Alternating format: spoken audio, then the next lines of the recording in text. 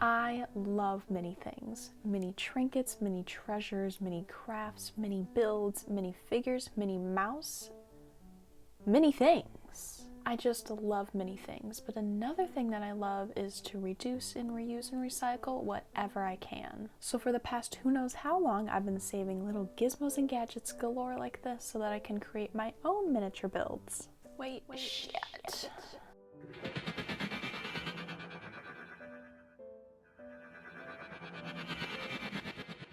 I'm sorry, Olive. Forgive me. This here is Harmony. Harmony. I've been wanting to make my own miniatures for I don't know how long now, but I very recently scored my own miniature garden set and a little mini magic jar garden thing. But yeah, you might recognize these from my 2024 secondhand haul. As much as I just want to rip this open and get my little tiny hands on there, I do want to do something a bit smaller first. So for today's video, I'm going to be taking this tiny little tin and this tiny little guy here, and I'm going to be repurposing a bunch of objects to make a little tiny mini home fit for this little guy. But before we get into that, please take a moment to visit the links below in the description as well as in my bio to learn more about the ongoing genocide throughout Palestine and East Turkistan and the child labor, slavery, and genocide that's been ongoing throughout the Congo and Sudan, and to learn more about how you can help those affected by the California wildfires. CORE, which stands for Community Organized Relief Effort, is doing incredible things to help those in need. I highly recommend checking them out, along with my friend Sam's GoFundMe, as she was recently involved in a devastating T-bone car crash. Please share those fundraisers around, and any amount donated will help. Using your privilege, your voice, and your platform is such a powerful thing that anyone and everyone can do, so I urge you to do that, and please do not stay silent. I thank you for listening, and now let's get back into this miniature build. So I have this old mint tea container that is the perfect size for a little baby calico critter. Make sure it's the babies. Those are the only ones that'll fit. I actually wanted to make an even larger tiny home, if that makes sense, but for now I think that tiny tea tin will be the perfect thing to be a little makeshift home for this little guy. I have loads and loads of supplies that I cannot wait to get my little hands on. Stuff from stuff that I found on the side of the road, to hand-me-downs, to even more secondhand crafting finds. This is going to be a fabulous miniature build. I have so much to choose from, so let's just dive right in. She's flipped up with these horrible DIYs. She's turning these flimsy flops into fierce fixes.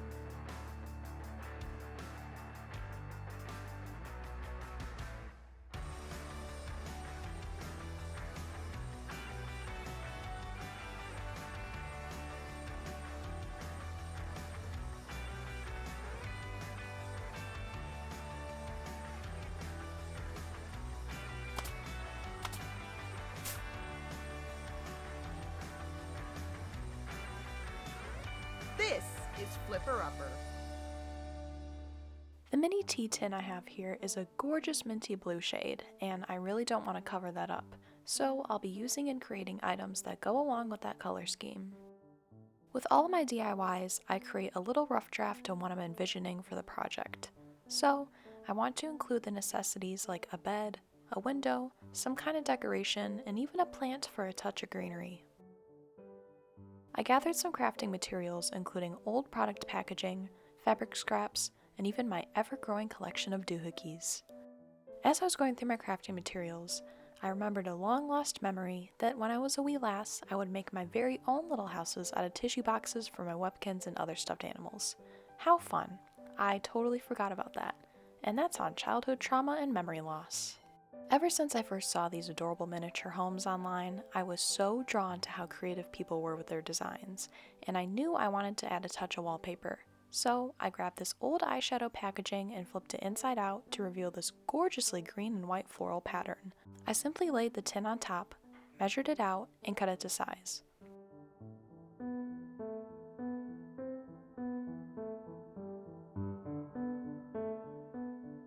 But before I attached that to the wall of the tin, I wanted to figure out the rest of the design. With my recent video where I DIY'd my own headphone covers, I had these extra pieces of terracotta orange fabric that I wanted to use as miniature rugs, and they fit perfectly for this DIY.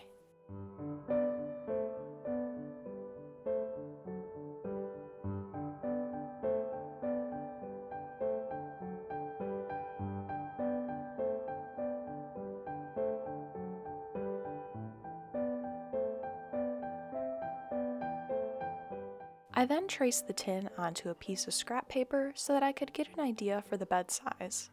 I cut that out and then placed it on top of this random piece of thin foam that I had saved from who knows what, but it was the perfect height for a miniature bed.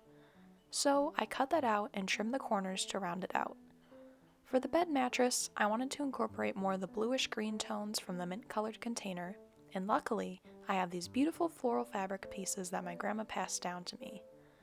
I simply placed the foam mattress on top and folded the fabric over and pinned it down in place. I then dove into my giant stash of secondhand threads and grabbed this pretty minty green thread that perfectly matches the floral fabric. But this time, I tried something different. I placed the fabric with the good side sandwiched facing together so that the underside of the fabric was facing outwards. I did this so that when I sewed the fabric together, I could then flip it inside out to reveal smooth seams, but make sure you leave a small opening to pull the fabric through. I recommend leaving a very small opening. Of course, this depends on whatever kind of fabric you're using, but with thinner fabrics, you can leave a very small opening and then pull it through with tweezers, which I then later figured out in the DIY.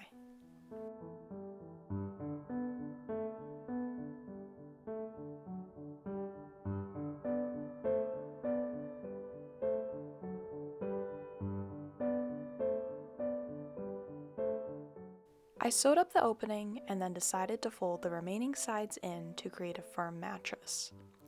To attach the wallpaper, I used clear school glue, and at first I wasn't sure how this would stay with the metal, but it worked out swimmingly.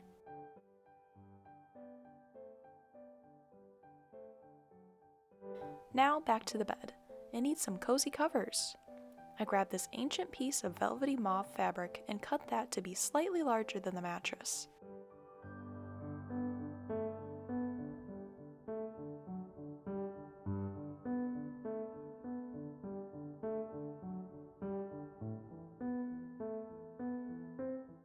I then made a matching pillow by using that same fabric. I folded the good sides in so they faced each other and sewed around the perimeter, leaving an opening so that I could flip it inside out. I highly recommend using tweezers when it comes to miniatures. Even my claws cannot get in there.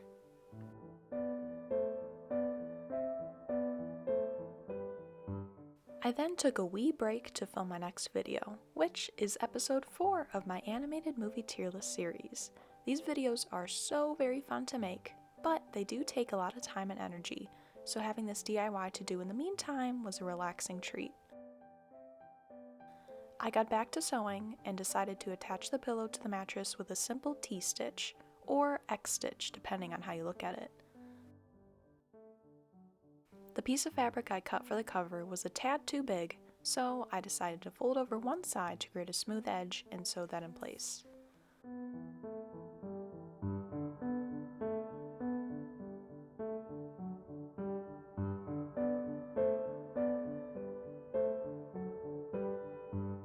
Once I had those basics done, I moved on to the wallpapered wall to add a touch of coziness. I envisioned a window with some lovely drapes, so I started by building the frame. I used cotton swabs. Yes, they are used, but only by me. And I removed the cotton tip and shaved down any excess with an X-Acto knife to reveal a smooth stick. And I'm pretty sure that these are the same sticks that are used for suckers. So I cut those down to size and glued them together with school glue. And here's a tip. Don't use paper-based materials on top of paper if you want to remove it. I don't know why I didn't think about that, and I should have placed this on plastic, but that's just something to keep in mind. Because there were still microscopic little pieces of paper attached, adding curtains was the perfect way to cover that up. I used the same minty floral fabric that was used for the mattress. For the top curtain, I used another cotton swab stick, applied some school glue, and wrapped that around in fabric. While that dried, I cut out 2 curtain panels and glued them to the backside.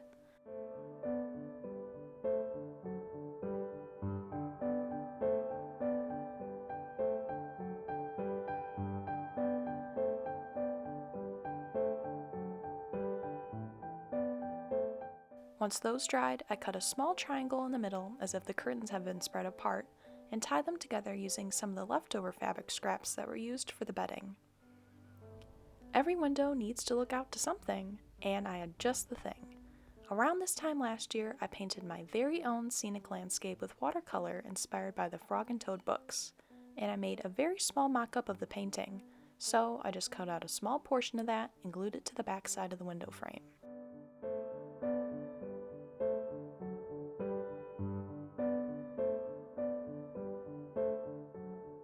I then glued that to the wall and attached the curtains on top.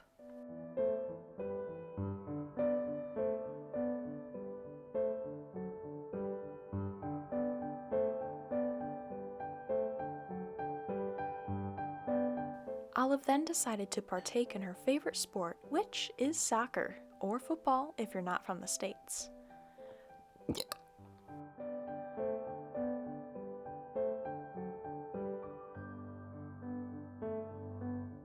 I wanted to incorporate some greenery to the room, and I have a few DIY faux plant ideas stashed away, but I decided on a very simple project. I took a random metal bead that resembles a pot, glued that to the window frame, filled up the bead with even more glue, and carefully cut out a few strands from this faux eucalyptus leaf that you've probably seen on my desk in recent videos. The wall was still a bit bare, and this was the perfect opportunity to try out a miniature DIY that I've been seeing in the crafting community, and that is a wall clock. I chose a baby pink button, cut some white cardstock to size, and glued that on top.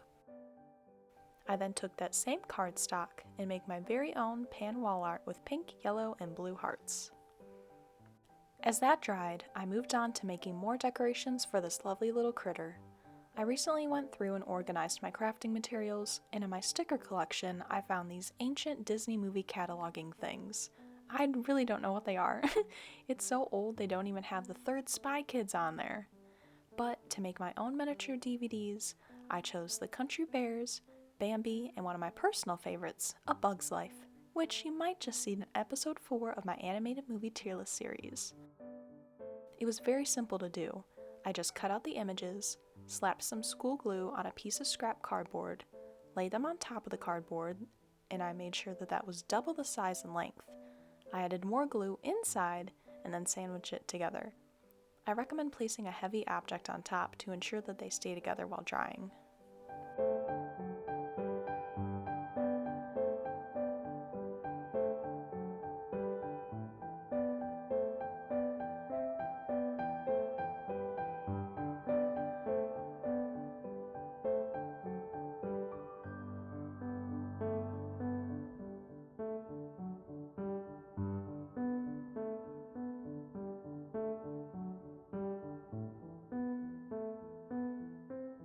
The room itself was still looking a bit bare, so my assistant gave me the grand idea to make a little chair. I grabbed some old t-shirt scraps and once again sewed that together with a good size facing in, and then used tweezers to flip it inside out. Before I sewed that shut, I had this random bag of stuffing that I had never used, so I popped some inside with tweezers and sewed it shut. It was plushy and cozy, but I didn't want another pillow, so I sewed the middle and edges together to create an angled chair, and it worked out pretty well. In my rough draft drawing, I drew a little stuffed animal, and at this point in the DIY, I just wanted to do something really simple, so I found this fluffy mini pink pom-pom and decided that that was good enough. But just you wait. Doesn't this look like a little soot sprite from the Studio Ghibli movies? It certainly does. So I dotted on some eyes with a permanent marker, and voila! A pink soot sprite. As the DVDs dried, I realized that they didn't really have anywhere to go, so I grabbed this really old pad of grid paper that I had written in as a wee illiterate lass, and I designed a little cubby.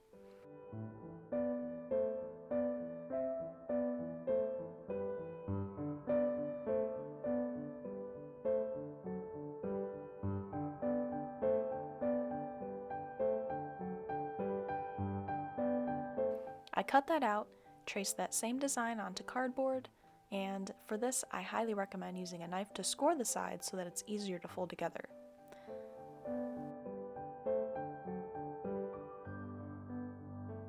I wanted to stick with school glue, but I knew that it wouldn't hold and I'd have to clamp it together in order for it to dry, so I just whipped out my hot glue gun and glued that together.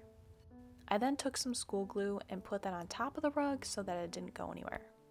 And that's the whole shebang! Let's take a look at the final reveal.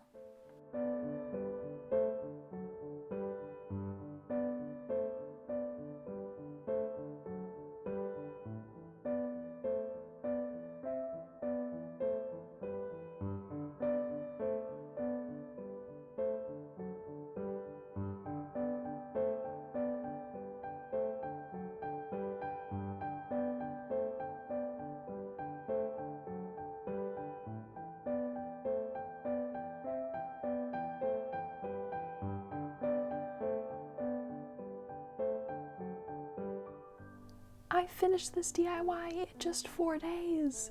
Slay!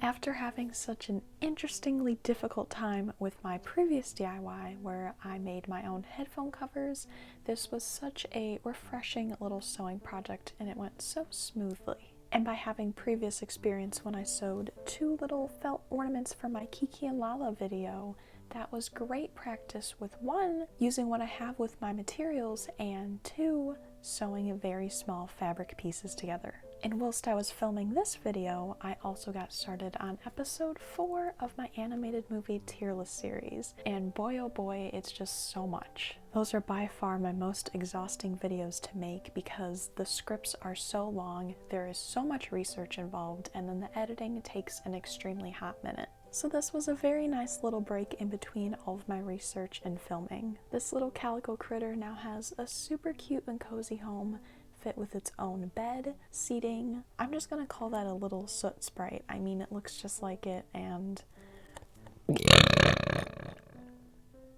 I don't know if you can see up there, but I just did a little Totoro painting, so it's feeling very fitting. But they also have some little movies to watch, a lot of cute decor, a plant, and a nice little window to look out. But I'm really just proud of myself for finally getting into miniatures, and I think starting with a smaller project was the way to go, because if I had just dove in with a larger, smaller scaled project, that would have just been really overwhelming. So this was a good way to get some practice and just to get a hang for everything. If you enjoyed this itty bitty DIY, then please be sure to leave a like and subscribe down below, and comment if you have ever made your own miniatures or if you're interested in doing so, because I plan on making many more of these super cute little videos now that I've got the hang of it. Plus, I have loads and loads and loads of videos planned for the upcoming weeks and springtime, all that good stuff, from cosplays and makeup videos, fashion videos, more DIYs, and some silly little things, so you'll just have to subscribe and stay tuned. But before you go, please be sure to visit the links down below in the description as well as in my bio to learn more about what's currently happening in Palestine, Sudan, the Congo, and East Turkistan, and to see how you can help those affected by the California wildfires and my friend Sam. Use your privilege, use your voice, and use your platform for good. If you enjoyed this, then I have many more of my own super cozy and sustainable crafting videos linked down below in the description for you to check out if that's something you fancy. Remember to be kind to yourself, be kind to others, and be kind to the earth, and I will see you on my next live stream or my next video, which will be episode 4 of my animated movie tier list series. I'm so excited! Have a super slay day. Can't find what I'm feeling inside. We can party all night at the time of our lives, yeah.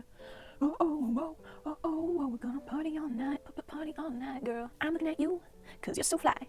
You're beautiful and unusual. No one else compares to you, just do what you do. And I will be there for you if you take my hand. Just give me a chance, don't worry about a thing, just dance, dance, dance. Yeah.